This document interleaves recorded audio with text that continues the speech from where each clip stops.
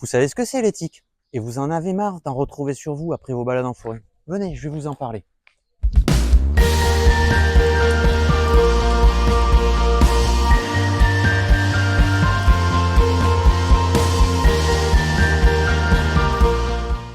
Aujourd'hui, je vais vous parler des tiques qui peuvent transmettre des maladies comme la maladie de Lyme.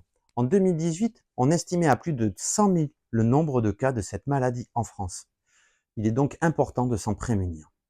Une tique, c'est un acarien qui pique et se nourrit de sang. Elle attend en hauteur, sur les herbes ou les arbustes, qu'un hôte passe à côté d'elle pour grimper sur ce dernier. À partir de là, elle passera sous les vêtements afin de se fixer sur son lieu de prédilection. Celui-ci est un endroit chaud où la peau est fine. Ainsi, on les retrouvera plus facilement et fréquemment au niveau des plis, les coudes, les genoux, le cou, derrière les oreilles, mais aussi la région lombaire ou à l'intérieur des cuisses.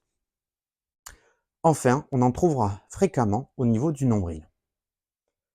Ces zones sont à ausculter après les balades en forêt, les balades en prairie, dans les sous-bois, les clairières et même après le jardinage. Car les tiques peuvent être transportées par de petits animaux comme les hérissons, les campagnols ou même les oiseaux et se cacher sous les feuilles.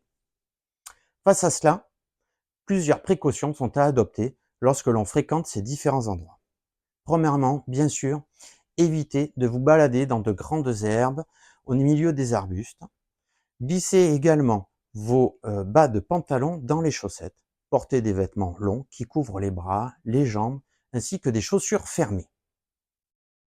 Il sera important également de traiter vos animaux de compagnie afin d'éviter qu'ils en ramènent à la maison. Pour finir, un dernier conseil est d'utiliser des répulsifs prévus pour cela. Faites bien attention à choisir en fonction de votre état de santé, si vous êtes une femme allaitante, enceinte ou enfin un enfant. Si malgré ces précautions, vous attrapez une tique, sachez qu'il faudra 24 à 36 heures pour que celle-ci vous transmette une maladie.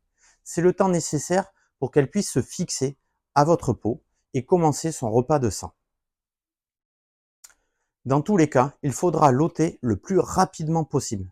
Et pour cela, impérativement, munissez-vous d'un tire-tique, comme celui-ci, qui vous permettra de la sortir en toute sécurité. Une fois ôté, désinfectez et surveillez la zone à intervalles réguliers en prenant des photos tous les 2 à 3 jours.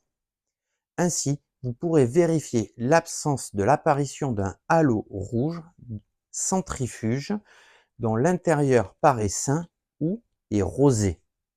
Si vous constatez cette apparition, il faut impérativement consulter un médecin afin d'entamer une antibiothérapie de 14 jours. Si vous avez des questions, n'hésitez pas à venir nous voir directement à la pharmacie ou à mettre vos questions en bas de cette vidéo. À bientôt!